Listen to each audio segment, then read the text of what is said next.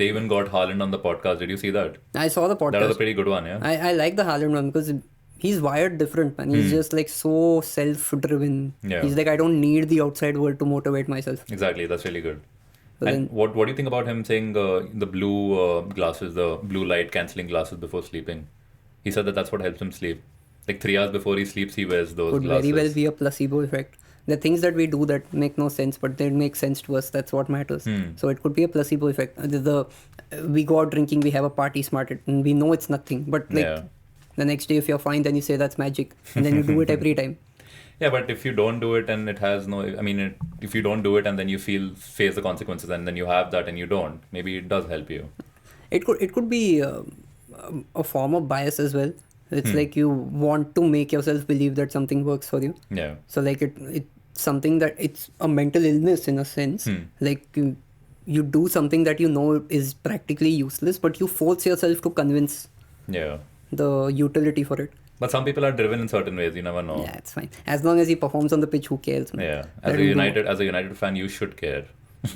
Debatable again. But during the break we were talking about Uber, and you've been ranting about Uber for the longest period of time. And I think to the casual viewer, they won't know that Uber isn't a very profitable company. In fact, it's not They made no money ever. In fact, they've not made, until recently, they've not announced profit. So why has that happened? Because when you think of Uber, you think of how they've transformed travel. Like people have the app on the phone, they can rely on it wherever. Now you've got rickshaws, you've got, in certain places you've got boats, you've got helicopters, you've got all of that. But why is Uber not being profitable?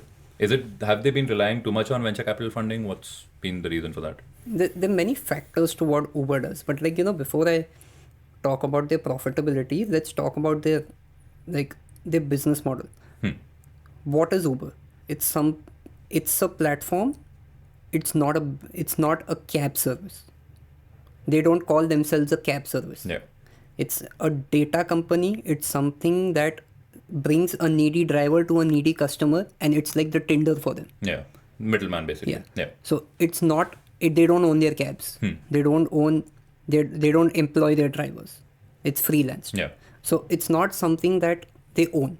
So now the question is, a company that has no capital expenses, in a sense that they don't buy their cars, they don't employ their drivers, so they don't have to pay them insurance, they don't have to give them anything. Why don't they make money? So what's their, like, what is driving their expenses up? And this is where I feel bad for Uber. They can never be profitable, because when you think of a service industry, anything online, which is what they are, when you deliver a product at a good quality, you will, like, the customer will tell their good experience to another person, and that is organic marketing for them. So they don't have to pay to acquire that customer. But in terms of Uber, now if they deliver a good service in LA, it affects me in no way or form. So nobody from LA is telling me that Uber does a good job. So their marketing expenses need to go towards LA, they need to go towards Pune. So the organic marketing is not a thing for Uber. So that is one of the reasons why their marketing spends are absurdly high. Because no matter what they do, they need to market it in every tier 1, tier 2, tier 3 city. And the problem is, Uber has always had the vision of being a global company. They have never wanted to dominate the US. But are they not a global company? They are a global company. Yeah. But the problem is, when you go to a new country, the marketing and advertising resources that a US has will be very different to what a Bahrain has or what an India has. Of course, yeah. So the prices for your advertising will vary from country to country. The laws will vary from country to country. And a major chunk of their revenue goes in legal expenses, because people end up filing a lot of cases against Uber. Like what are the cases? Driver accident. Okay. Somebody dying. It can be a legislation thing. Who has given you the authority to decide that a person, let's say if I wanted to become an Uber driver, I can do that in India. Yeah. So I have my personal vehicle, I can apply to their platform, I can become a driver for them. But if I want to do that from, let's say, Japan may put restrictions on me. They may need a special license for me before I can apply to Uber. So it is regulatory.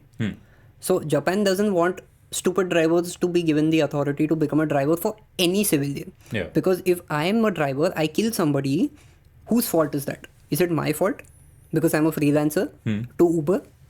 Is it Uber's fault for employing me?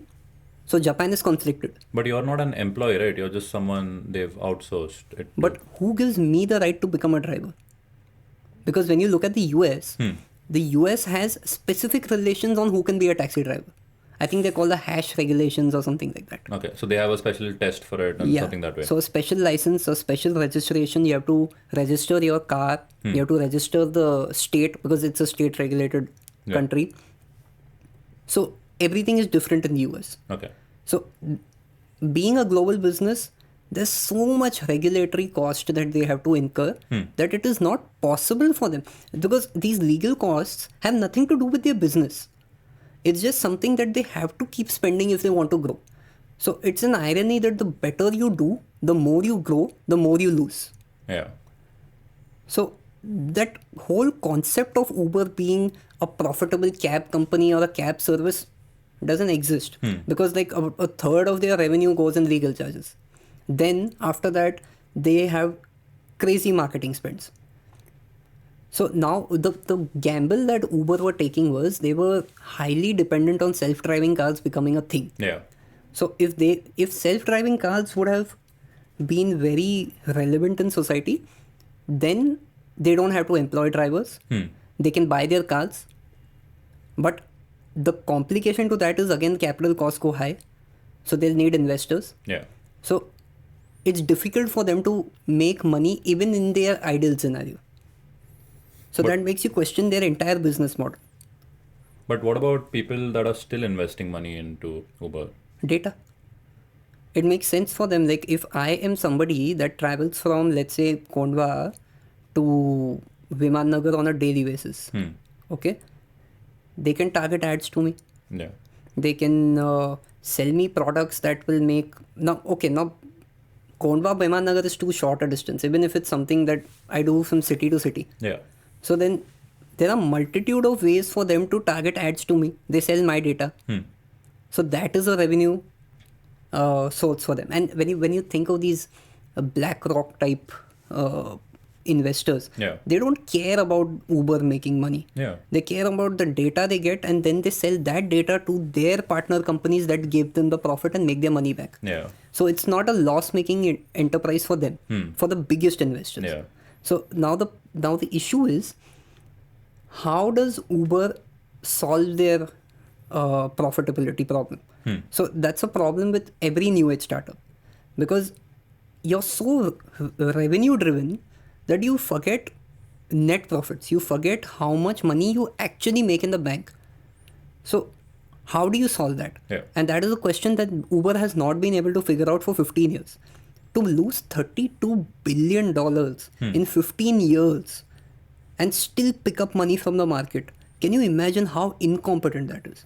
$32 billion. That would make you top 30 richest men in the planet. Yeah.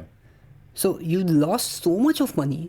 You have no roadmap to profitability even in the next decade. You ask the founder of Uber, when will you start making money? And he'll say, I don't know. Yeah. And that is a problem. After 15 years of incorporation, if you can't make money, then you're basically useless.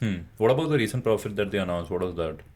That's something that they made because what they did is Uber have scrapped a lot of their tier 3 cities. Okay. So their marketing costs went down and it's just a profit for a quarter, actually. It's not, I think in the previous quarter, year on year, they might have lost some, I don't know the exact figure, but they lost a bucket load of cash. So that's an issue. But like they made money because they dropped a lot of cities actually recently. So was it only from India or worldwide? Global. Okay. Uber profits are released globally. Only. But so now say you are king of the world and you have a chance to make Uber profitable. How do you do it? Uber would hire me if I was that smart. Like... no, but just a best case scenario. What do you think they're doing wrong? I would actually take a lot of inspiration from Amazon because Amazon doesn't make conventional profits either. Yeah. Because, when you think of an Uber, how they made their brand is by undercutting the opposition. So taxi unions were charging a certain fee. Let's say they were charging $50. Yeah. So Uber is saying that, okay, we will make a loss, let you travel that distance for $40, take the $10 loss on our head, but they've basically made taxi unions obsolete. Yeah. So their gain is, it's like they're paying a premium to get rid of their competitor. That's what printers do. You think of Canon, you think of these big printer companies. What they do is, the biggest companies, they like undercut their opposition so much that small companies cannot compete. Yeah.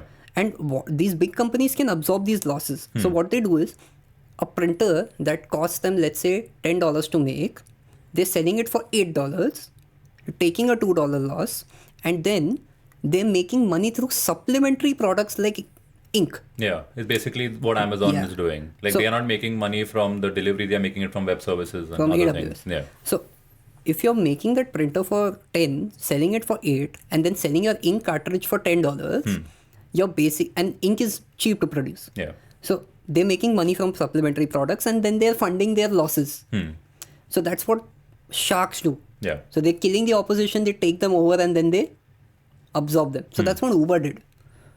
So now the problem is, But Uber had come in with Uber Eats as well, and then that it's in India, it's shut down. it shut down. But how is it doing globally? It does pretty well, actually. If you talk about the American market, Uber is still like the primary source for cabs and for food delivery. yeah. But now the problem is, they're unable to undercut things like DoorDash and Lyft. So Lyft has taken a big chunk of their market. Yeah. So now the problem is, they need to market even more. And to market even more, they need more money. And now the problem is, investors are not coming into the market as readily because of recession and war fears. So interest rates are going high, loans have become difficult to get, and you're not getting investors anymore. Because how much can you value Uber at? Yeah. You can't. Because if you're not cash flow positive, you're not making money, you have no roadmap to making money, and now you have a legitimate competitor. So why don't I invest in them? So now you made 15 years of investor capital by undercutting your opposition, but now you have an opponent that cannot be undercut. So why don't I go to them? Because they're only going to get bigger. You're essentially very close to your peak. So why do I put money into you? I'll put money into them. So Uber is stuck. It's difficult for them to raise money now, and they're losing a bucket load of cash year on year. So that's why now they are focusing on profitability. Okay. So this is why I've been very critical of Uber, because it's a horrible business strategy. And it's one of those services that you cannot make profitable. Think of an Ola. Think of a Rapido or whatever. Yeah. They don't make money because it's not possible to make money. It's like the biggest business irony. The more you grow, the more you lose. But then why do people get into these kind of things if they're not making money? Easy investors. Because, investment had become such a foolish thing. It reminds me of the real estate crisis in 2008, which caused the recession. That's what's going to happen because of bad investing right now. Within the next 5 years, you will see recession. Worldwide or here? Globally. Because globally it's started in some places. It's UK is in recession. I think Yeah. Netherlands and Belgium are in recession. So Europe it's going to be mainly. global. Yeah. India may not be hit by recession And why is that? because prime time investors, the capital that they're investing is negligible in a global scenario. So if I'm investing, let's say 20 crores into a new startup, 20 crores is nothing. Yeah, and there are also companies pulling out of China and coming to India, so Yeah. that's going to add to jobs in the market. So those things will happen. And India in general is growing a little too quickly because of infrastructure spend. Yeah. So it's becoming cheaper to produce here. People are coming to India. The manufacturing index has gone high. Service exports have gone high. So India is actually booming. Yeah. I think they put up their GDP forecast for 7.3% or something, which is unbelievable in 2023. And I think it was the highest. Second was China at some 6 point something. And then everybody's in like the 2s and the 3s. So India is like growing at a very high rate. Yeah. And that's going to continue for the next 30 years. So India is going to be very relatively safe. As long as there's ease of doing business Yeah. and setting up businesses here. Because So- some countries have that issue where it's difficult for foreign players to come in. Yeah. India used to be that country. Yeah, it used to But be that now they've scrapped a lot of regulatory issues, like the issues that Uber used to face. Yeah. So they've scrapped a lot of those documentations and all of that, licenses. And they're giving licenses for, I think, 10 or 12-year cycles now. Okay. So it's not, it used to be 3-year cycles. So now they've gone up to 10, 12, 15, 20-year cycles. So you go through the hassle once Yeah. and then just reward the 20-year growth story of India. So that's what they're doing, and it's working. It's working, yeah. So in that sense, India is quite safe. But say now you were supposed to start a cab service or something. I would never do that. I know, I but don't want to imagine it also. Just say if you were to and you were to go differently, what would you do? You would ensure you have a fleet of cars first before you go public, or what? How would you like to do it? I really don't know actually, because it's so difficult to own a car, because you have to insure it, you have to service it. Depreciation costs are unbelievable. If I buy a 10 lakh rupee car, I take it out from the showroom and just take a U-turn and take it back to the showroom. The value is reduced, yeah. Value is reduced by like maybe 20%. That's too much. They're not, see, even if it's 5 to 10% or 15%, it's too big a loss for me taking a U-turn. It's not over a U-turn, it's over a period of time. Car depreciation, I know it you begins bought the your car, moment try you buy selling it. Try selling it 2 days later, and you'll not get the same price. Yeah, obviously you won't get the same price, because if you get the same price, you just buy it from the showroom. But you will probably get 50% less, 50,000 less, which is fine, right? If you, in 2 days, if you want to sell your car, you But can't. isn't 50,000 too big of a depreciation loss in 2 days? I mean, what do you do then? You can just go to the showroom and buy a new car. And if there's someone who instantly wants a car and is not willing to wait, you can sell it for that price too. But that's going to be down to the seller. Yeah, of course. So it's not something that's a given. So again, that the problem with like any cab services, even Ola faces it, even Yeah, of Uber course. faces it. Car depreciation rates are very high. Secondly, maintenance is very high. That's the reason why Uber doesn't own their cars. Yeah. They run away from it. They're saying, I'm never going to take care of like 1 million cars globally. Yeah, of course. It's difficult to do that. It's very difficult to Yeah. do that. That's why I feel bad for them. But I feel worse for people who think that they're doing a good job. Yeah. Because, I don't know, people have this very weird misconception. If a company makes it big, they're doing well. It's not the case. Yeah. Because those companies can come down to zero in a span of a second. And that is the problem. Because if you're a resilient company, a Reliance will never go out of business in 2 days. Yeah. And Uber can. Like, how did Evergrande go out of business essentially? Because they went broke. Yeah. That's never going to happen to a Tata or a Reliance. So that's a good business, and that's a hyped business. Yeah. Because you're investor obsessed. And if you're dependent on investors, you don't have a business. You're just selling yourself to the world. It makes no sense. So it's a basic no on investing in car rental services.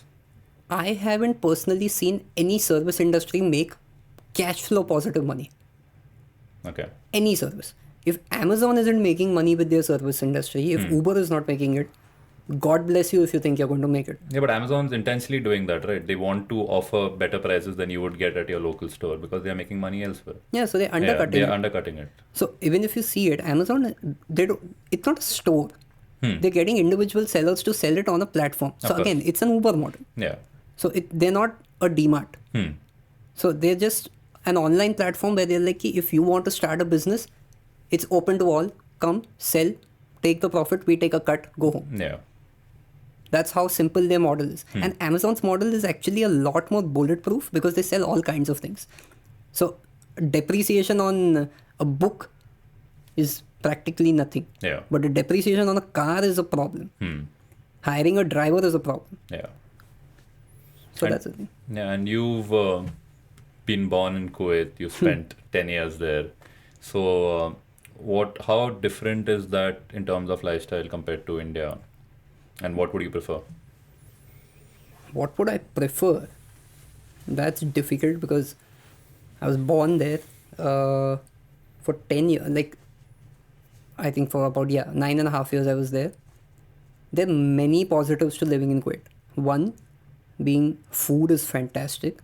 Like it's not like masala driven, but like you still get really good tastes. People are kind. People are really, really kind. There's zero tax. So then that becomes a big positive. If there's zero tax, then the government is making money just from oil. That's Yeah. all. Kuwait But is eventually they will run out, right? but it's such a small country. How hard can So it they be to don't take govern? taxes from anybody. Zero tax. Okay. Because Kuwait is just a little smaller than Mizoram. Hmm. How much money do you need to govern that? Yeah. And you don't need to govern the entire country because 70% of that country is a desert. Hmm. So you have to essentially govern Delhi with billions and billions of oil rich wealth. Yeah. How hard can that be? Hmm. So that's not something that they're concerned about. But like in speaking of lifestyle, it's a lot slower than India. Like obviously population is a major difference. Yeah. Then in India, like you can like look outside of a balcony and then see 10 different people doing 10 different things. Hmm. That's not the case there. Over there, people, the only thing you'll see from your balcony is like people either walking on the street or going in cars. You won't see drama or people fighting Yeah. or dogs barking. Or you won't see anything. There's nothing happening there. So it's quite silent, peaceful. And the people are actually really nice. You know, it's a very common misconception that you're in the Middle East. It can be unsafe. What if a bomb came out of nowhere? Firstly, that's not how bombs work. Because if a bomb is coming, then you're going to hear a siren. from Yeah. it. So And what are like Kuwaiti relations with other Middle Eastern countries? I think they're pretty chill, right? There's yeah, no- it's always been one of those independent countries. Like it's very Switzerland-esque with their neighbors. Yeah. Like people know that they do their thing. They have lots of money, Yeah. but they're not a threat to you. Yeah. Because what are they going to possibly do? It's a country so small. Exactly. And it's bordered by Saudi Arabia and Iraq. Both of them can annihilate. Two of the most peaceful countries in Yeah. the world, yeah. And it's like the only real conflict Kuwait had was when Saddam invaded. Hmm. So that's fine, man. But like, it's one of those things that happens. Yeah. But it's fine. And that also happened not because of Kuwait messing around. They loaned a lot of money to Iraq. Iraq couldn't pay it back. They requested Kuwait to defer the payments or just forgive the payments. And Kuwait refused, obviously. Yeah. Because I think they were loaned in 1982, around that time. And at that time, it was like some $16 billion. So it was like a lot of money. And Kuwait was not rich at that time. So Iraq were like, they wanted to fund the Iraq-Iran war. So they took money from Kuwait and then they're like, you forget the war Yeah. money. So Saddam just invaded Kuwait overnight in August 1990 or something like that. So then that was the only real conflict they had. But like life is so peaceful there. I would happily go there for 10, 15 days, no issues. Okay. But not to like set up your life there. It's My not- life is a little too evolved in India at this point for me to go back to where I started from. So I'm quite content here. So I don't think I would ever settle there unless they give me citizenship. Because again, then I was born there. The problem is I'm not Arab, I'm not Muslim, so I'm not qualified to become a citizen there. Oh, so you can only be a citizen if you're an Arab or a... I Muslim. mean, basically You're a a Muslim. Muslim, Yeah. Okay. So if they were to give me citizenship, I would happily go there for 3 to 4 years, make all the money in the world. Is it easy money there? Apart from no taxes, is the like money good in terms of your expenses? It's very the Because country is there are expensive. cost of living crises everywhere, and inflation does not always match up with the hikes in Inflation salary. is not a problem there because I think Kuwait has an inflation of 3%, Okay, that's not which bad. is one of the best in the world actually. Yeah. Because I think the US at the moment is at 8 or something. So inflation is not a problem there, but in terms of living expenses, it's very expensive. Because like as you know, like 1 dinar is worth a lot of money. Yeah, It's I wanted to ask you about that. Like, why? Because there are so many other oil-rich countries, and not everyone has that strong a currency. It's a landmass thing. It's a reserve thing. Because the oil reserves in Kuwait are very high. It's also because the amount of oil that they are able to produce on a daily basis is so high that it can cater to the demands of a big chunk of the world. Okay. So if so many people are willing to buy stuff from you, they will naturally want to give you lots of dollars. You're paying in dollars essentially. Yeah. And that's causing your own currency to go high, because if there's this really tiny country, people are willing to pay billions of dollars on a daily basis. It's like they have so much of their currency must be something unique. Yeah. So at the end of the day, what is the value of a currency? It's what people are willing to pay for it. Yeah. So that's the main reason, because it's such a small country, easy to govern.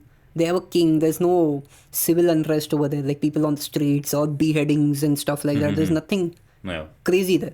So then why not? So the value just kept going up, and I think now it's the highest in the world. Okay. I think one dinar is like 270 Indian rupees. But is it an ethno-state governed by Sharia law, or are you free to, conserve alcohol? No alcohol. So that's one reason why you won't go. Yeah, I'm Sindhi by blood. But then, like, there's no alcohol, there's no party culture there. Like, parties were like really, I don't know, just dance and stuff like that. But it's nothing, no narcotics of any sense. Okay. So I'm not particularly sure about whether it's Shia or Sunni, because I get confused to this date. But then it's like a king's rule. It's a monarch. Okay. So it's the king's rule only, essentially. So basically, it's not a democracy. No, it's not. It's a monarch. Okay. So they have ministries who handle each department, and that's how they govern. But like, in terms of government intervention, it's actually such a peaceful place to live, man. Like, I cannot say this enough that it's actually a great place to go to. It's a small country. If people wanted to go for like a couple of days, just go see the Kuwait Towers, go by the sea. Is it a good touristy place? For around a week, yeah. If you can go to Dubai, you can go to Kuwait. Yeah, but Dubai has so much, right? It's got Kuwait, big buildings, bright lights. Kuwait has the same. Great streets. Kuwait has the same. Good beaches. Beaches, yeah. But good luck if you want to go to the beaches, because it's hot as hell. That is true. So, and it's dry heat. It's desert heat, man. It is desert heat. So if you want to go there, it can keep you entertained for a week. Okay. If you're the only negative aspect for a tourist may be lack of alcohol, but other than that, beaches and like are there good sites to see? Yeah, go to the Kuwait Towers. It's like a huge tower, like with revolving floors where you can see the whole city. Okay, those and kind everything. of things. Okay. Yeah, so that's like every country has this one tall building that everyone wants to go and see. Yeah. And I feel the moment you've seen one, you've seen all. In a sense, yeah, but it's like supposing you've seen the Empire State in New York, you'll go to the Burj Khalifa, you won't find it that different. I get what you're trying to say.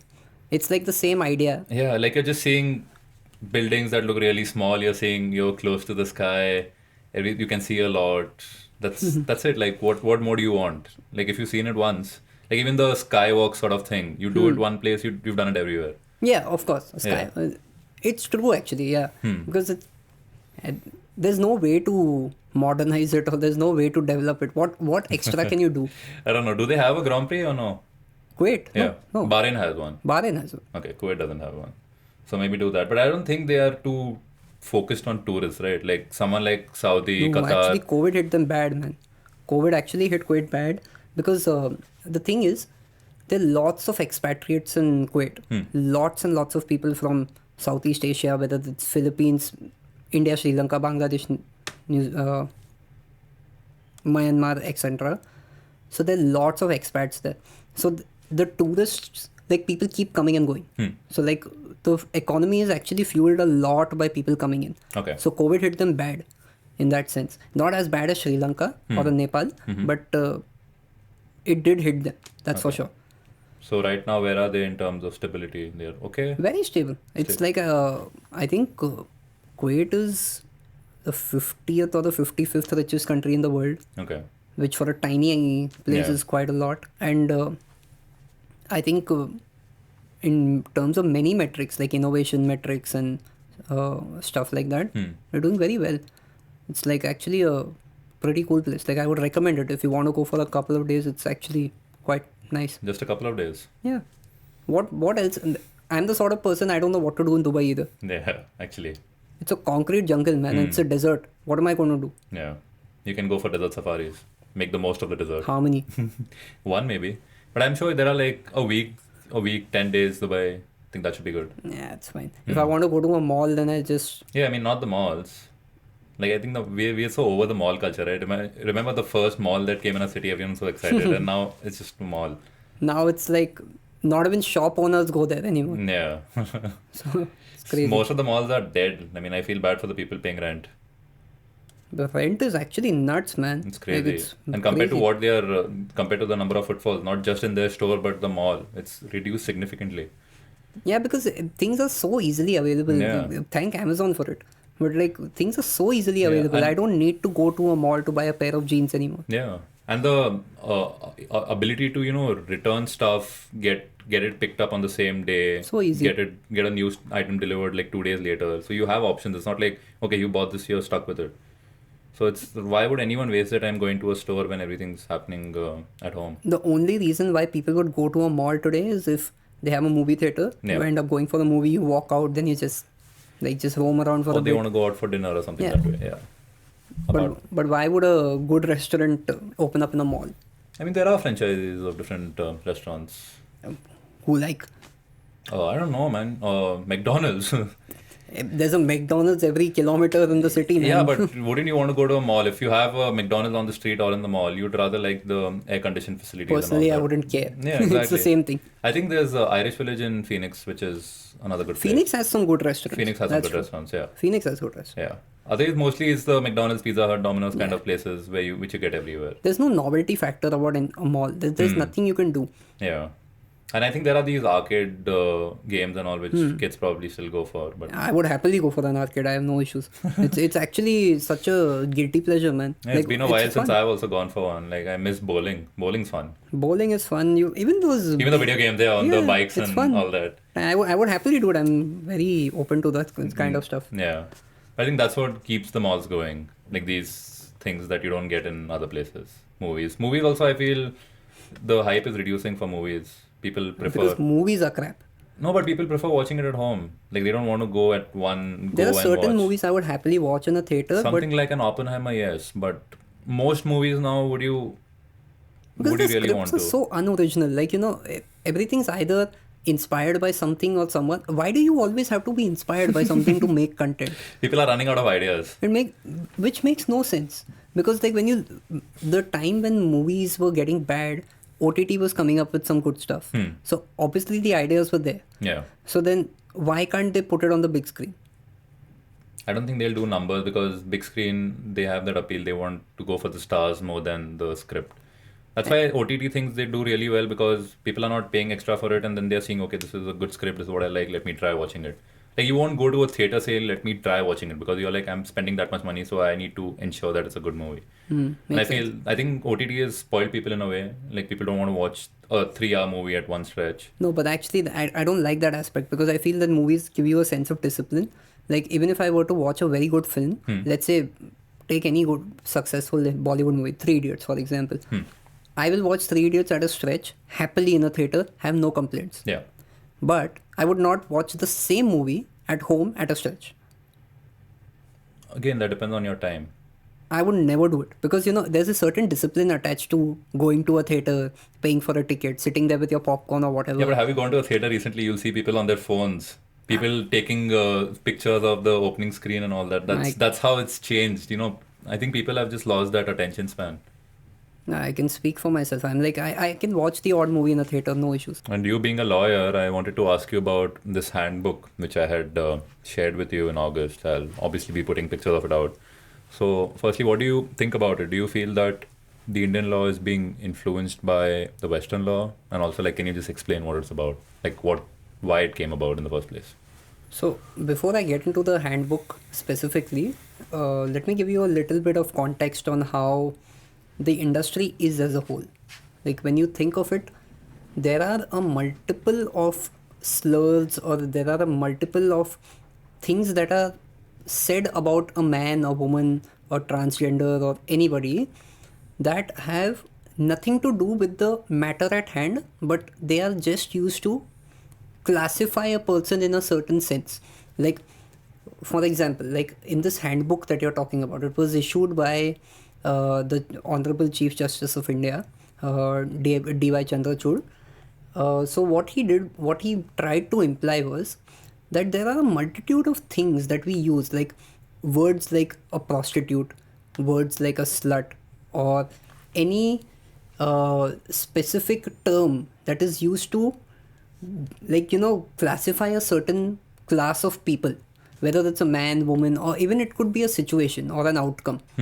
So he did not want that to happen. Like an example from the handbook, like when a woman was raped, at that time what they would do is they would, in certain judgments, they would pronounce it as ravished, which is not a very good term to use for any rape victim. Yeah. So it's something that they want to put an end to. So what they try to do is give a set of these 20, 30, 40 terms that judges in particular should not use in their day-to-day judgment pronouncements. Because if you can do that, it would make the victim feel better. It would make the person seeking justice feel more valued, because they don't want to unnecessarily classify somebody as something that they're not. Yeah. Like a person that was raped should not be made to feel like it was her fault. So they want to eliminate that. So this is what that handbook was about. And I feel that's a very progressive step, because they need to get rid of these slurs, because it's unnecessary and it's just horrible to say about anyone. And like what you were talking about, the Western world, I feel that's something that we have to adapt with in our day-to-day lives. Okay. Because what happens is, we live in a world that is so closely connected that no matter where you sit today, you could be in Kenya, but you could be relevant in France. You can sit in France and be relevant in India. So internet has connected us so thoroughly that we need to understand that there will be certain situations where the beliefs of one country will overpower the beliefs of another country. And that is just human nature, human psychology. So all of these gender inclusiveness, or it can be identifying as anything, these sorts of things have been derived from the West in the last 15 to 20 years. Yeah. It is not something that is generational. Our parents would never talk about it to our grandparents, but we will talk about it to our kids. So it's very different. So that is something that we need to implement, because the judgments that are pronounced in Pune may or may not be heard in a city in Texas. Yeah. So it's very easily accessible. Like there are so many cases that I work on that I'm looking for citations, I'm looking for case laws from other countries. Like what is the precedent over there? What is the theory or the logic that they apply, so that I can interpret it in my manner and implement it in an Indian legal context. So that is how the whole landscape has changed. And law is not immune from it. Yeah. It needs to be inclusive. It needs to be very open to change. And that is the beauty of it. Because the laws that were prominent in, let's say, 1880 are not going to be prominent in 2023. The things that were considered to be, illegal in the past, you take a good example of sedition.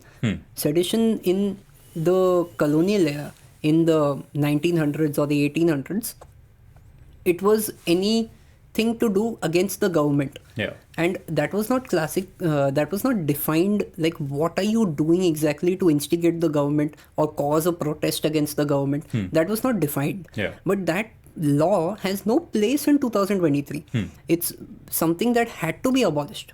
So if that can be abolished, if the Honorable Supreme Court can look at that factor, then it should also look at so many of these slurs that are being used on a day-to-day basis. Yeah. Because there's no reason, and it harms no one. It's not something that they're forcing an advocate or they're forcing an intern or a student to use in their personal life. Yeah. But they're saying only when you are living in a professional context, when you're in the court of law, you are at a power that you can impact another person's life. Be fair to them. Yeah. Just don't make them feel victimized in front of their own peers. So that is the idea of it. And I feel that's a very progressive step. Okay. So do you think that's the right thing to be done for future cases also? Certain influences that come from the West, should they be applying every single thing, or should they consider it on a case by case basis?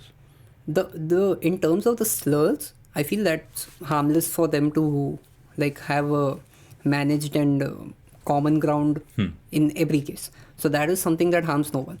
Like instead of calling something like eve teasing. Yeah. So eve teasing is not a concept. It is a term. Yeah. A concept can be sexual assault on the street. That is what's used in the handbook. So it harms nobody to call it that. In fact, it's a better way to define it as well. Yeah. So that can be implemented. But in terms of every Western belief being incorporated in Indian society, that is something that will never be accepted. Yeah. And I don't believe in it myself. Because there are certain values, certain principles that we believe in that our society, our landscape looks at on a daily basis that need to be respected. The rituals, whether they're religious, whether they're customary, it's fine for people to follow it. It's not wrong. So I don't see why every Western belief needs to be incorporated in a country like India or anywhere rather.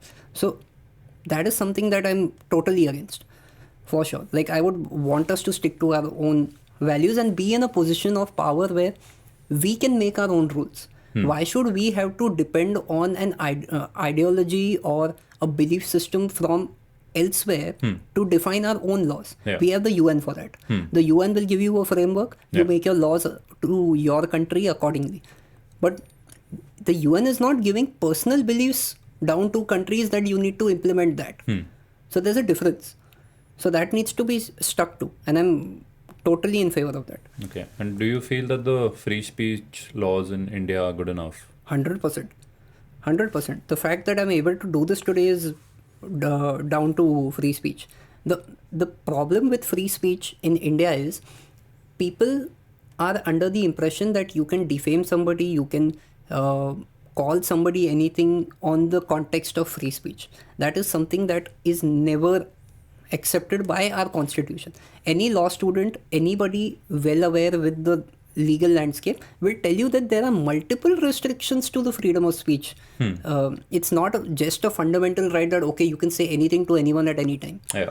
It's you need to make sure that you are holding yourself in high regard. You are holding yourself at par with anybody in front of you. It needs to be a very well respected and well orchestrated opinion. Yeah. Other than that, if you're looking to unnecessarily just instigate somebody or abet a crime against someone or just like I don't know, just put slogans on the street, you may have the right to protest. Yeah. You may have the right to deal with a situation in a certain manner, but it doesn't mean that you are going to put down somebody else's rights and put your rights above them just on the context of freedom of speech. Yeah. So that is something that has never existed, and people need to understand that.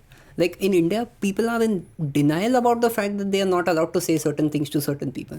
They say, no, my constitution allows me to say anything at any time. No, it does not. Yeah. So people need to understand that. But what does the constitution say? It's free speech unless and until you're not inciting violence. You're Not inciting violence, not creating anything against the government or like just attacking somebody's religious But you beliefs. can have opinions against the government, right? So Opinion is a different thing. is that defamation then? Like if you say that the government is wrong in a way, is that Defamation under the IPC section 499 and 500, they have defined it in a very specific manner. Everything negative you say to a person is not defamation. You need to be in a position of power. You need to be in a position of harm for me to defame you. Tomorrow, if there is a prominent member of society, somebody who is like, let's say, the mayor of the city, if I were to say something against the mayor or cause a notice or post something online negative, fake news, Yeah. which causes the mayor to lose the next election, that may be termed as defamation.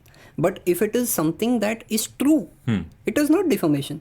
Like in a legal context, if there is like, let's say a bunch of arguments that are being made in court, the true status of the facts in court, if that is being broadcasted by a journalist in society, Yeah. you are simply stating the arguments made in court. That is not defamation. Yeah. Even if I am accusing somebody as a lawyer that a certain person has done something, if you as a journalist is reporting on that, it is not defamation. Okay. You are simply doing your job and you are doing it with the due process of law. It is not something that you are looking to attack the person. Yeah. So there are multiple, I think there are 7 or 8 exceptions to the rules of defamation. So it's very difficult for me to explain every ground, Yeah. but I think there are 8 exceptions to the rule of defamation under section 499 IPC. Okay. So that needs to be gone through. But apart from that, do you think that every law that exists is the right one, or as a lawyer, can you have an opinion on that? I can have an opinion on that. Again, that's also part of my fundamental right. But every law cannot be perfect, of course. But every law cannot be ignorant either. So there needs to be a balance, because certain laws will prevail more to sections of society than the other. Like, for example, white collar crimes may not be prominent in a rural area because they may not have an MNC, but they will be prominent in Pune. Yeah. So it doesn't make the law wrong. It makes it less prominent to a certain section of society, but we need to try to understand the intention behind the making of that law. Because it's never going to be a case where, okay, under the IPC, we know murder is illegal. That is relevant to everybody. But does that mean that that is the only provision that is relevant in law? Yeah. So you need to understand the difference between that. Not every law is meant for everyone. Yeah, I think that's fair enough. And I think that's also a good way to wrap things up. So we've spoken a lot about chess. So if anyone wants to face you in chess, where can they find you? They can find me on my chess.com profile. What's your ID? Karan Advani 9850. Why 9850? What was available? Just Karan Advani wasn't available? No. Okay. Common names. So that was the only number that was available. I've got one of the most common names in India. Yeah, I know. I go to the gym and there's someone named Karan Advani there. So yeah, that's a good surname to have also. Yeah. It's a pretty common surname, but a pretty powerful surname as well. Would have been more powerful in 2004 rather than 24. But I take your point. Yeah. And any final words? Because it's been great having you on. Yeah, man. Been great being here myself. Like, I've enjoyed it. Yeah, it was long time in the making. Yeah, man. Long overdue. Yeah, but I'm glad we did it. Yeah. Different studio, different atmosphere, but great Same fun. vibe. Yeah, same vibe. So yeah, thank you. And how can anyone find you on Twitter, Instagram? Don't. Don't. Okay. Stay away from him, guys. Only chess.com is how you can find him. And if you want to abuse him, then you can just drop it in the comments. Okay. But yeah, apart from that, thank you. And Thanks for having me. I'd love to have you back on very soon. Okay. Yeah. Bye, guys.